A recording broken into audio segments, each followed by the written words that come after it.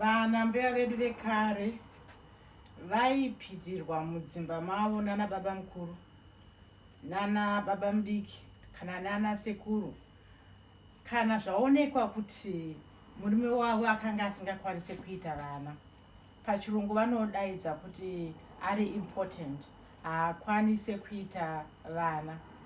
Saka vana mbuya vedu manje vaipiwa baba mukuru kana baba mudiki kuti vave nepamiri vakwanise kuti mumba umu muitwe vana.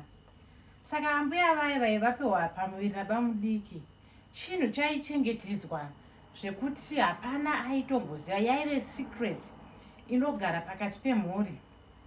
Saka vana vazvarwa vaitenge vachidaidzwa nezita rababa ava vasingakwanise kuitisa gogo vangu pamuviri.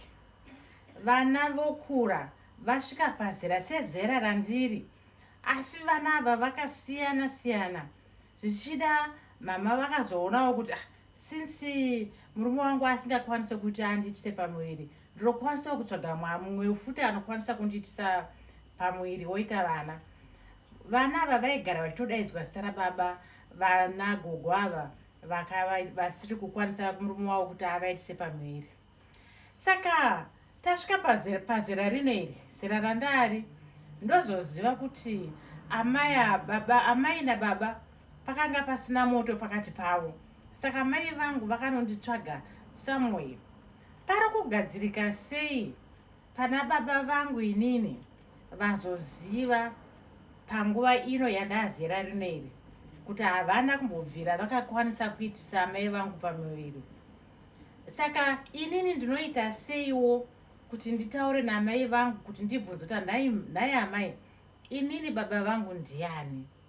Uye baba vangu pavachaziva kuti vakanga vasingakwanise kuitisa mai vangu pamuviri, saka vana vavakarera kwemakore ese vachinzi baba arudo maswera sei, baba arudo mwana haana school fees, baba arudo mwana ari kuda chikafu, mwana haana chinhu, haana uniform.